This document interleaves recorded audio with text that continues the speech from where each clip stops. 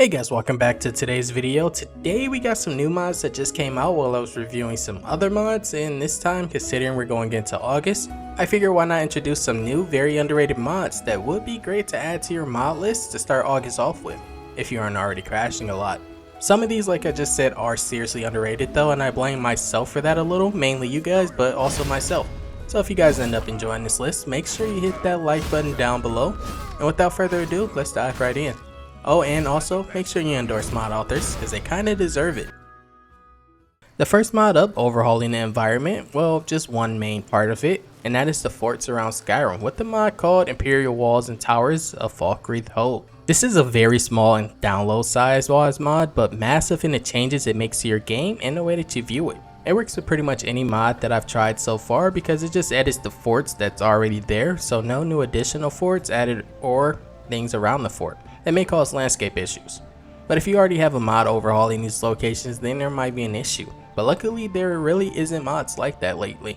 This is one of those mods that I mentioned in the intro that is criminally underrated, and I 100% recommend going to grab this mod if you have the space in your load order. Otherwise you should ESL some things and then grab this, because it is also inspired by previous installments of Elder Scrolls, such as Oblivion, so these are very lore friendly and immersive for those people that kind of restrict themselves. Considering how new this mod is though, I don't think patches will be out for a little bit unfortunately, nor am I really expecting it to be honest, because every single Imperial fort hasn't been covered yet, but what was already done has sold me on the idea of this mod. Kinda the reason I put it at the beginning of the video so it gets noticed, but of course there is also a second installment of this series, but this time expanding on the forts in Whiterun with the similar name of Imperial Walls and Towers of Whiterun Hold. This one is smaller than the Falkreath Hold one unfortunately, but that's just because there's less Imperial forts in Whiterun unfortunately. But there are 3 and they all have been overhauled and look absolutely beautiful. Sometimes mods like these are all we need. Sometimes we don't need massive overhauls or interior changes for locations. Just exterior immersion enhancing changes like this to forts is all we need. The simple mods are what most people are kind of looking for lately, so they don't have to spend 2 hours in creation kit, which I've heard is pretty bad, and which is actually something I keep saying I'll learn, but I just haven't had the time to. But this new series of Imperial Walls and Towers is definitely something I'm going to keep track of.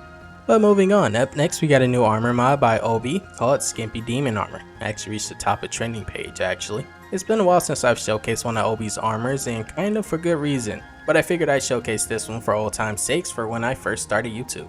This mod adds a light modular armor that comes with support for 3BA, but there has already been patches for other mods such as Bhump, just not on the base mod. Of course it's very skimpy, but like I said, it reached the top of the trending page for a reason. But up next we have sort of a less skimpy armor, but still pretty skimpy, but this mod is called Sav'har Life Hunter. Hopefully I said that right. But this adds a very modular light armor coming with over a dozen pieces to the armor that you can equip and take off at any time. So this armor can be as heavy as you want honestly, or almost practically naked. So if you have not safe for work stuff turned off on Nexus, this armor probably won't load for you, so I could post a link down in the description, otherwise I couldn't. This also comes with variations to the helmet pieces, and also lets you pick between having heels on or just regular boots. Never was a fan of heels to be honest. But this isn't just a regular armor, this also features a weapon for you to pick from. There's a regular version and then there's an enchanted cooler version. I used an add item menu to get both because that's kind of what I prefer. But you can get this armor by following the simple quest trail, or you can just watch the YouTube video to skip it by the mod author. Nevertheless, up next we got a new animation mod just simply called Dovajump. It adds new animations at random to the jumps, so the same one won't play every single time you jump, which can get a little boring. Honestly, a lot of things get boring in Skyrim, unless you mod it. But it also uses Open Animation Replacer to do it, so it shouldn't really conflict with anything. It'll simply just not work honestly. It's a simple mod that I know some people will actually appreciate like myself, because I've been trying to pretty much completely remaster Skyrim, and this is a great addition. Up next we got a new mod that might actually be my favorite of this list, even though it might have some issues. But the next mod is a follower mod called Ogbur The Judge, based on a follower from Shadow of War. But I kinda feel like that was obvious just by looking at him.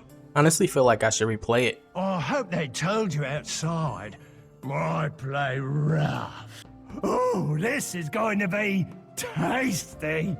And as you can see, no fancy voice, just same old weirdos from the same game. I stand beside you, master. Gotta get in nice and close.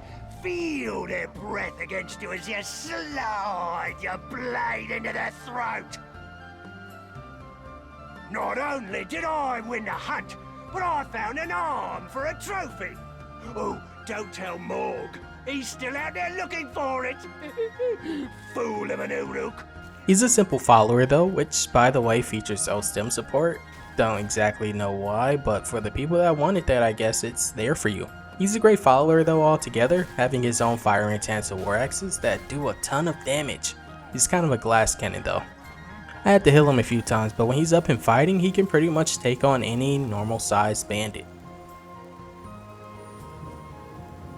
Up next is an environmental mod that kinda started to grow on me. This mod is called Witcher, Clutters, and Skyrim. This mod by the title adds clutter around Skyrim where it makes sense, so you won't just find it in random places. You'll find them in new cities or villages or pretty much anywhere in the forest, and it kinda blend in. If I didn't at least know it was from this mod, some of the things this thing has added I would have thought was always in vanilla. Except for the small camp of shops that is right outside of Solitude, so I guess it kind of makes sense that it's near a civilization, but do with that what you will. I won't argue about this can being immersive, honestly. You'll pretty much find these new additions in almost every village and city in Skyrim, so it kinda just starts to become a normal once you get used to it, but it was definitely great to see just randomly, when I wasn't looking for it at least. There's a few I didn't see yet, so I know this mod has a lot more to offer if I keep using this, and that's kind of the plan. If I don't notice any game breaking bugs, of course. But up next we have a more controversial one. This mod is called Haystacks. This mod adds unkept haystacks in Skyrim that can be found at normal farms. These are hand placed though, so they won't just be generated with new farms.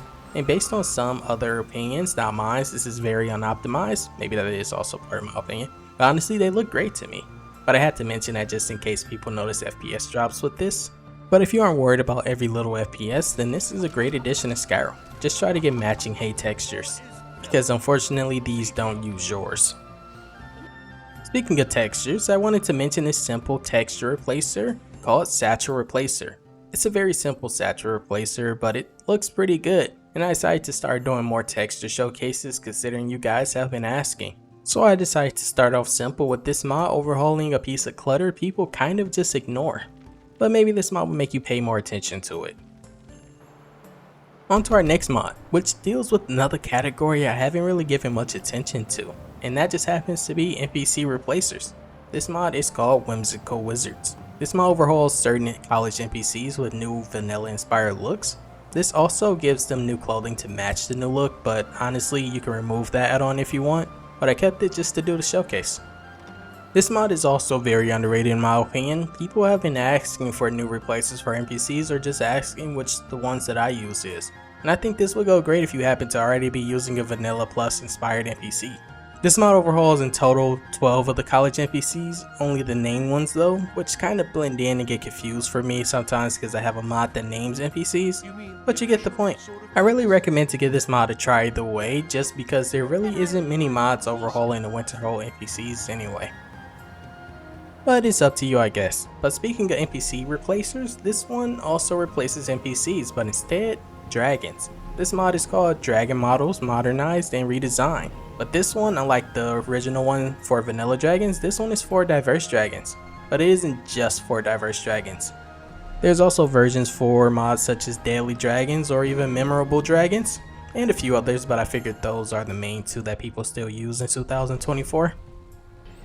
And if you've seen my previous showcase of a similar mod to this, then you know that the dragons from this mod author is 100% my favorite if I'm going for a vanilla plus look, otherwise I go with Game of Thrones dragons. And now that diverse dragons have been overhauled, this is definitely a must have for me on my main mod list. This overhaul isn't completely done. I don't believe every diverse dragon was fully covered yet, and actually some of the eye textures are missing. But what has been provided is already enough for me to download this, so you really shouldn't notice any issues besides some dragons still looking vanilla. Up next we have a new glass weapon mod. Well, this mod is called Crude Glass weapons. It's not a replacer for the vanilla glass weapons, but it can be with the patch and the optional files if you want that, which is something I might actually end up using after this.